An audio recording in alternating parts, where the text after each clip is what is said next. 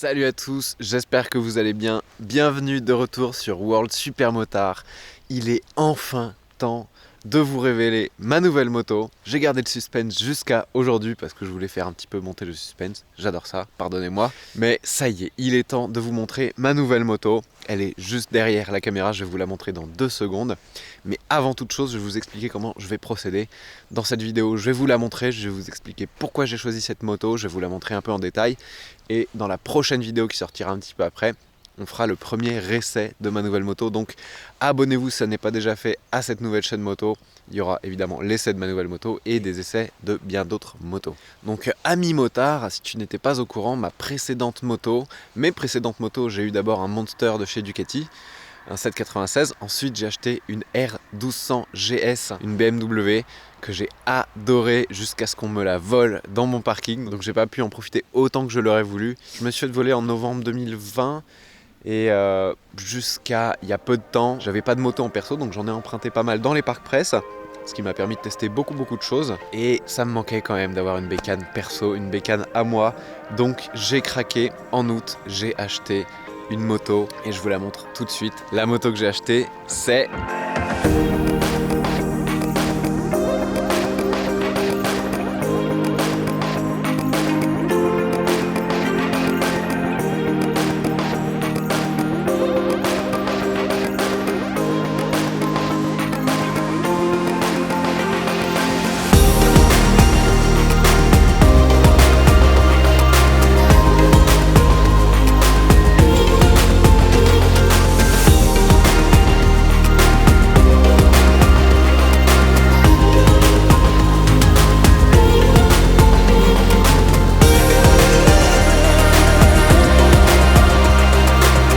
Triumph Street Triple R 765 modèle 2018. Alors pourquoi j'ai choisi cette moto?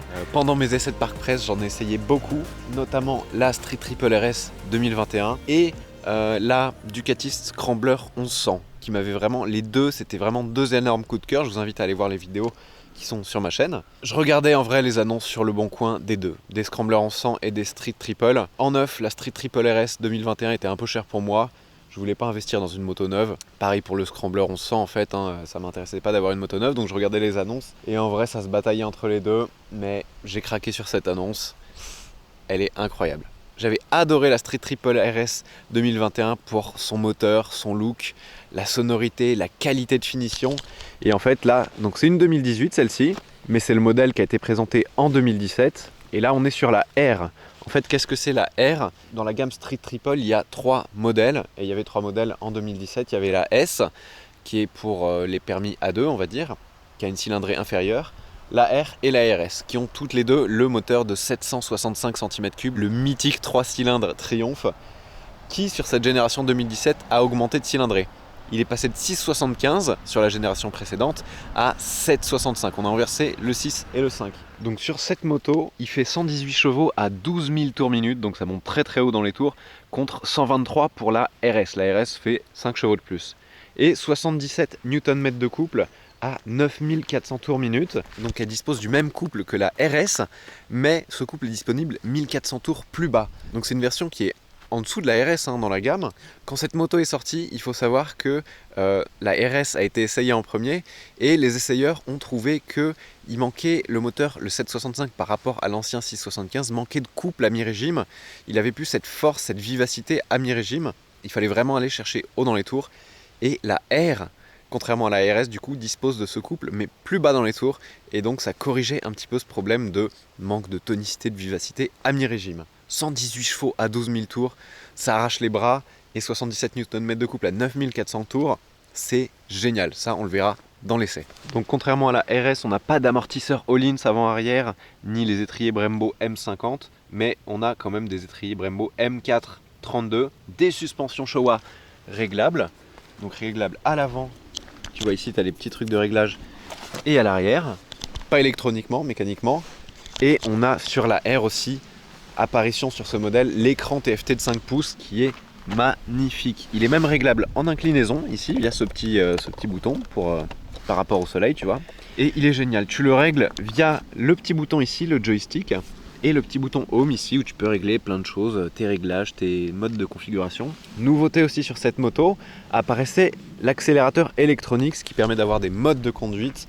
Du coup, on a 4 modes de conduite, Rain, Road, Track et Rider. Rider, c'est celui qui est configurable, qui vont changer la réponse des gaz et l'anti-patinage notamment. Sur cet affichage, on a une jauge à essence, l'indicateur du rapport enclenché, la consommation instantanée, la consommation moyenne, l'autonomie, et ça c'est génial d'avoir toutes ces infos. Moi je suis très preneur et j'aime beaucoup, et c'est aussi pour ça que je voulais pas la génération précédente, c'est qu'il n'y avait pas ce superbe écran TFT de 5 pouces. La selle est relativement haute pour un roadster, elle est à 825 mm de hauteur, mais elle est assez étroite, donc si tu fais plus d'1m70, tu auras les 2 pieds posés au sol, et la moto est très légère, elle fait 166 kg à sec, 183 kg tout plein fait, donc c'est vraiment pas grand chose, et ça se ressent dès les premiers tours de roue, ça aussi vous le verrez dans l'essai, elle est très facile à prendre en main, elle est très légère. Position de conduite assez sportive, mais on fait vraiment corps avec la moto, et elle n'est pas inconfortable cette position. Celle-ci avait en option le pot Arrow, donc qui est très beau, déjà, il est beau, il y a du carbone, on aime bien. Et par rapport à la génération précédente, on garde le même châssis, c'est le bras oscillant qui changeait pour plus de rigidité. On a aussi une selle qui est double cette fois, la selle passager qui est détachée de la selle pilote. Et sous cette selle passager, je vais vous le montrer, ça c'est très pratique et ça me change la vie par rapport à une GS. Une GS c'est énorme mais tu peux rien mettre sous la selle, alors que celle-ci, sous la selle, tu peux mettre 2 antivols, le carnet, tout ce que tu veux, la petite trousse à outils qui est en dessous. Et ça change la vie. Ça évite de sortir avec un sac à dos à chaque fois que tu fais une sortie moto. Détail, comment on la reconnaît la R, c'est qu'elle a ces petites finitions rouges en fait sur le cadre et l'amortisseur. Et elle était disponible en 3 couleurs, en noir, en blanc et en gris mat, qui est très jolie. Moi je l'ai trouvé cette occasion en gris mat et je suis tombé amoureux. En fait elle est vraiment trop belle et on en croise très peu dans ce gris mat. Pour l'instant, ce que j'ai changé dessus, vous avez pu le voir, c'est les rétros. Avant, c'était des gros rétros en plastique qui partaient ici. Moi, j'ai mis des rétros en bout de guidon que j'ai acheté pas très cher, ceux-ci, ça doit se voir. Mais je les remplacerai par des rétros Triumph en bout de guidon qui seront plus jolis. Aussi, par rapport à la nouvelle, la toute dernière, celle-ci n'a pas les feux à LED. Elle a encore les phares à ampoule classique, hop, que je peux allumer comme ça, avec les petites LED de jour ici. C'est pas des phares automatiques, faut les régler toi-même, mais j'aime bien ce petit regard, ce feu de jour qui lui est à LED et il est très lumineux, on le voit bien dans les rétros. On a des clignotants à LED, ils sont sympas, et sur cette génération aussi des nouvelles écopes de radiateurs qui sont hyper sportives et hyper jolies. Clignotants à LED avant et arrière évidemment. Et un truc que j'adore sur cette moto, c'est vraiment la qualité de finition. Enfin, c'est exceptionnel chez Triumph. Partout où tu regardes, c'est beau, c'est bien fini. Il n'y a pas de scotch, il n'y a pas de truc dégueulasse. Regarde, mais même ces platines, tout ça, comme c'est beau. L'échappement, les jantes sont très belles. Les câbles sont bien rangés. Enfin, c'est beau quoi. C'est hyper bien fini. Ça fait pas plastique, ça fait très premium. Et c'est très agréable d'avoir une moto qui est aussi bien finie, tout simplement. Bon, pour terminer, je vais quand même vous faire écouter la sonorité de ce 3 cylindres qui est juste fabuleuse. Pour vous faire un petit peu languir avant l'essai qui arrive très bientôt. Le contact est mis, il faut appuyer ici une fois.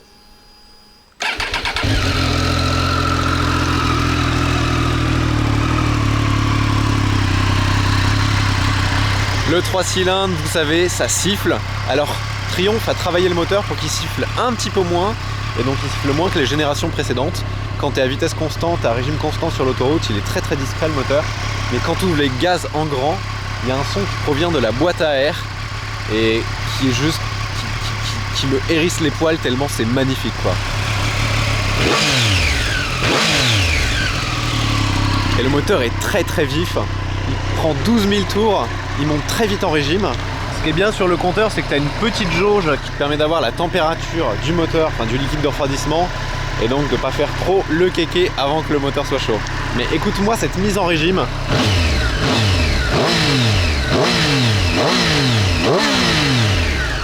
C'est nerveux et en fait quand tu roules, tu verras dans l'essai, la sonorité, elle est incroyable.